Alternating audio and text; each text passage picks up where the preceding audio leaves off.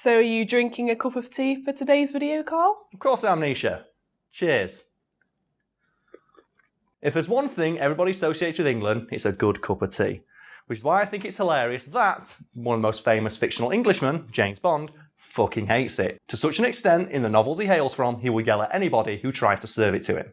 But James Bond, he's just so British. How can he not drink tea? That's the thing, he is the quintessential Englishman. When people think Englishman, they think like James Bond or Colin Firth. Or maybe Hugh Grant, if they don't really have a high opinion of the Brits. Well, let's move past that as swiftly as we can. But yeah, he is Mr. Britain. Like when they wanted to sum up Britain for the 2012 Olympics, they brought in James fucking Bond. They know that James Bond is an enduring symbol of Britishness to the world. And he hates tea. The drink that 99% of the people watching this will associate with, this quaint and humble land. And that, to me, is fucking hilarious. James Bond hating tea is pretty funny. It is, but it's not worthy of one of our videos because there has to be that twist there. The twist is that James Bond hates tea to such an extent he will drop his normally unflappable gentleman's facade whenever it is mentioned or offered to him. So bear in mind, James Bond is a guy who is so cool that he adjusts his tie underwater while piloting a powerboat at 1,000 miles an hour, through the centre of London. Or he adjusts his cuffs after jumping off the back of an exploding train after being shot. Because I recently rewatched, is it Skyfall that happens in?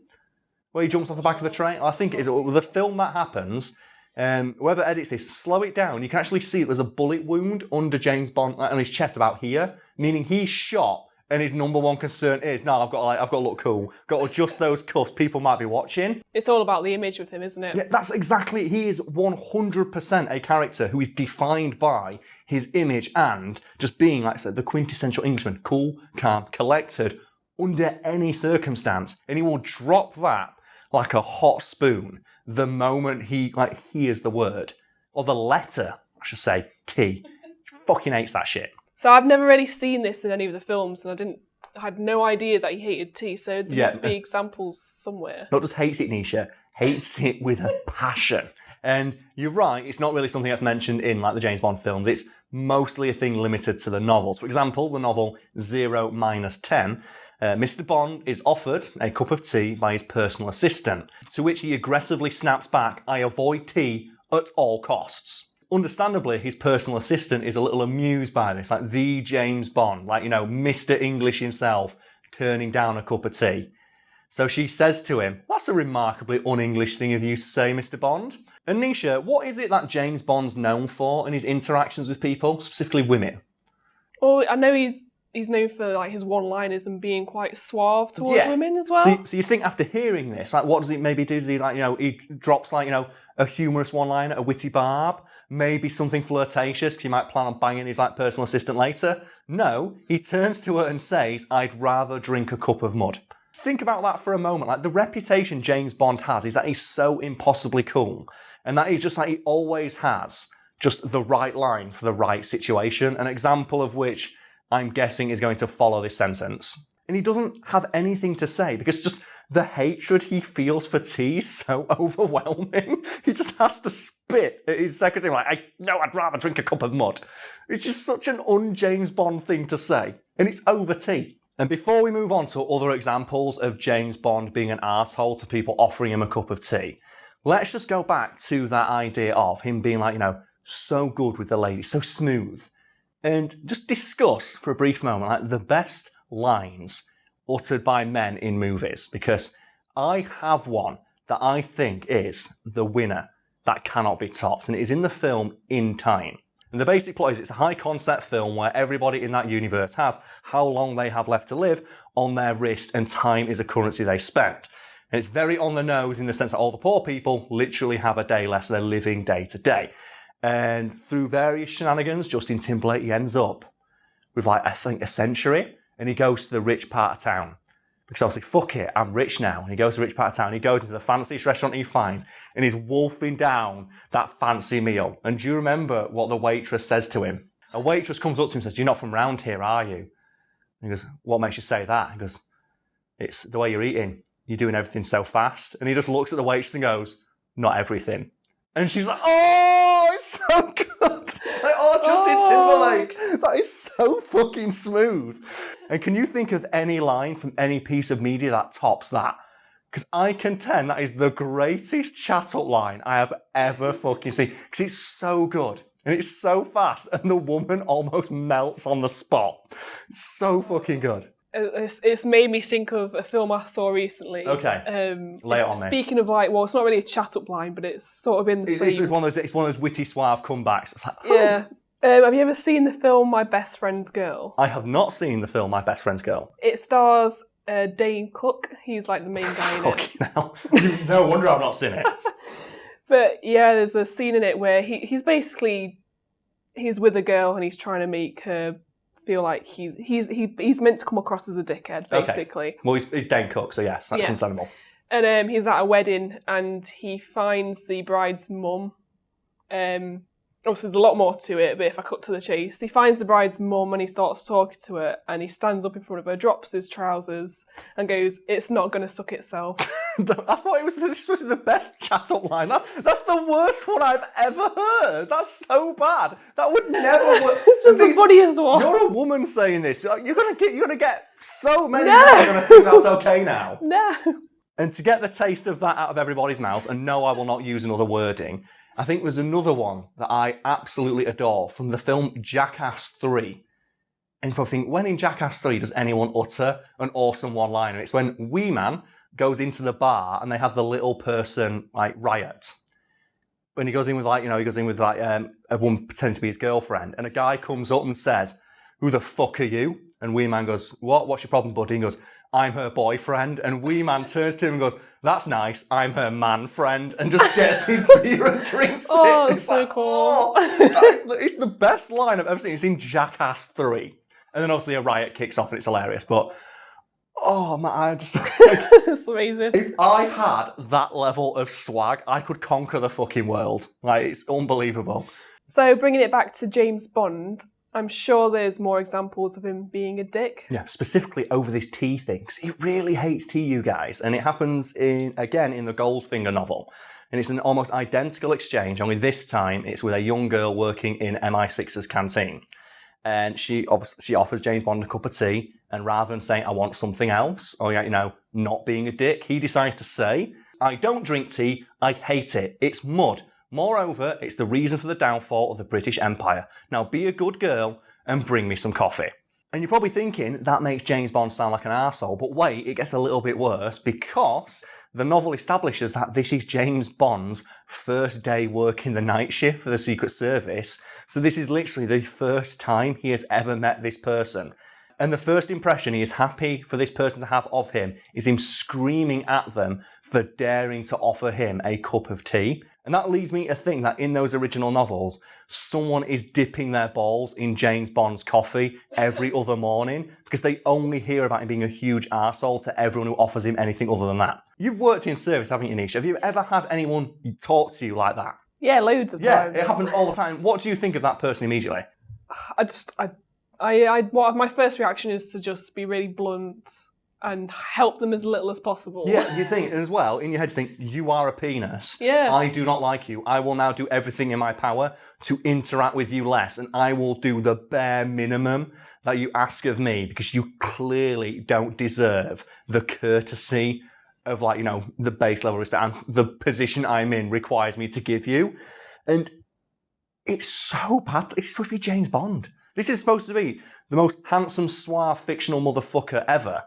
And he's yelling at a poor girl in a canteen for trying to be nice to him on his first day on the night shift. It just makes it sound like an asshole boss.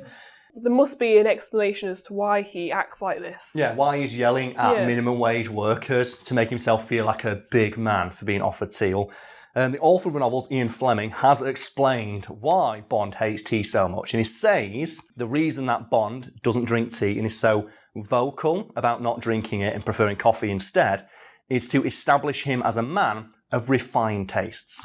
Because apparently in Fleming's eyes, there is nothing more refined than a man with untold wealth, connections and power using that to scream at a person working in the service industry for trying to be nice to him.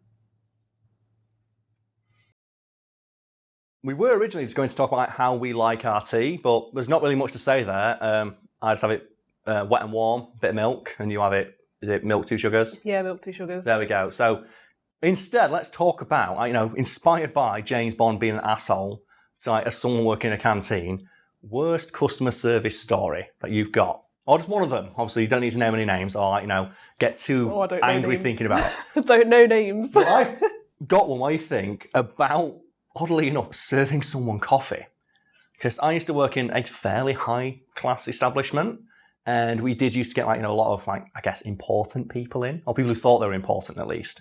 And there was one evening where we were like, it's a big dinner service, end of the service, give everyone a cup of coffee. And while we were going round, this guy, I remember it like it was fucking yesterday, because I'm pouring his coffee and he grabs my fucking arm roughly and pulls it towards him while I'm holding boiling hot coffee in the other arm. Obviously, the first thing you do, serve, is put it behind your back. Mm-hmm. That's why people might notice I stand like that a lot. And that's because they take, don't do anything behind, put it behind your back. Yeah. And I'm stood there with this boiling hot thing right pressed into the small of my back. Well, this guy goes, "What's wrong with this?" I went, "What do you mean, sir?"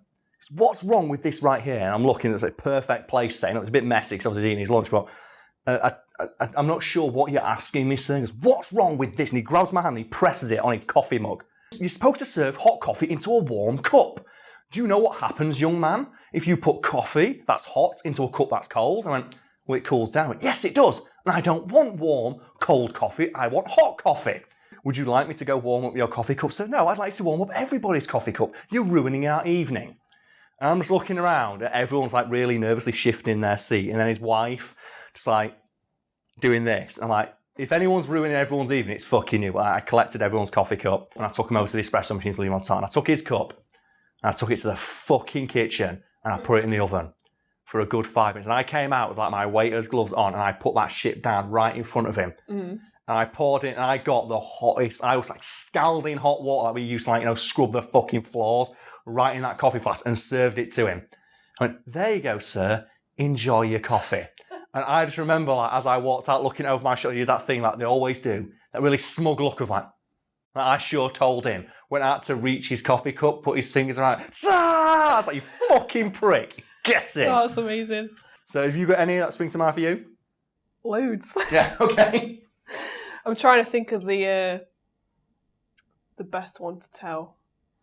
Well, that guy's the one for me, because he was an arsehole all night. He made 3 people cry. Really? People refused to serve his table, because every time they tried to pour wine, he told them off for pouring wine. So "You're not pouring the wine properly." It's "Well, we've been trained by, a professional sommelier, however you pronounce that word, how to do this.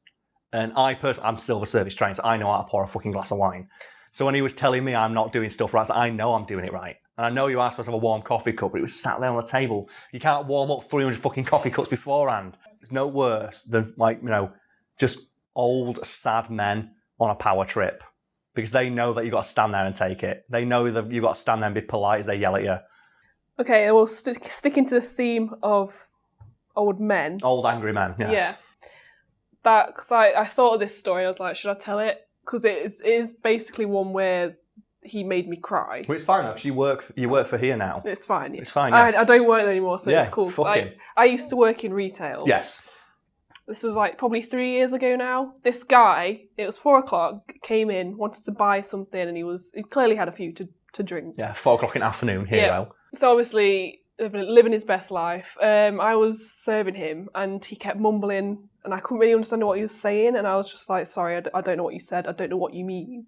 And he started taking out on me, saying, "Oh, you must be so dumb. You're not the brightest bulb. Then you're in the wrong career and all this lot." And I would have stopped serving him, but I was mid-transaction at this point, and he was just throwing insults at me, and I'm just stood there taking it, getting really angry. And I finished his transaction, and he was mouthing off at me still, and was like, "Where's my fucking?"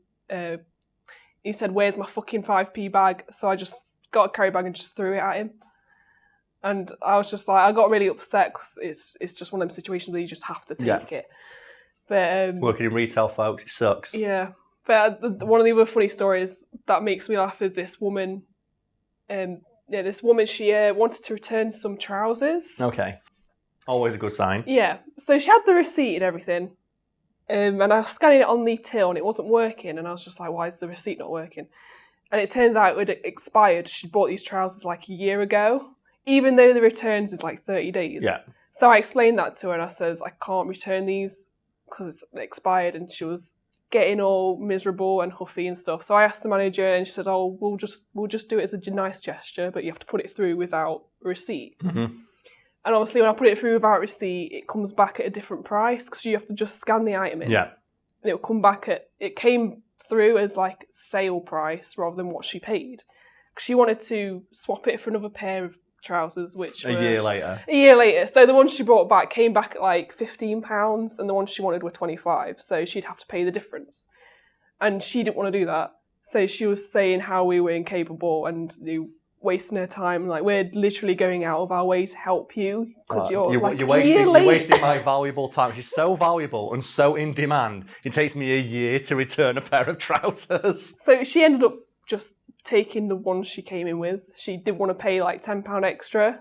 So I was just like, the best shutdown I've ever seen of one of them is where I was out with a friend of mine, and they were just like, we were in a shop. And he just went up to just go into the till, as you do. So he walked to the till, and just this old man behind him, tapped him on the shoulder, and just went, can we go in front? He went, no, I'm buying one thing. I'm buying like a Mars bar or some shit. He's like, it's fine. And he goes, this old man just got so mad. He was so angry. How dare this young man turn his back on me? And started giving it the big I am to his wife. Back in my day, lads like him, they get the shit kicked out of him. He comes in my pub. And my mate just turned around and went, shut up, you'll be dead soon. And then turned back around, paid for his thing and walked out. Oh my God. One of the best one-liners. I couldn't believe it. He just because you could hear this old man just yelling at him and he under his breath because he knows that he's not going to turn around and pick a fight with an old man, and this old man knew that. He knew that he can call him every name on the sun, make every threat imaginable. And so they turned like, shut up, you'll be dead soon. And just walks out of the shop like an absolute fucking boss. Oh, perfect.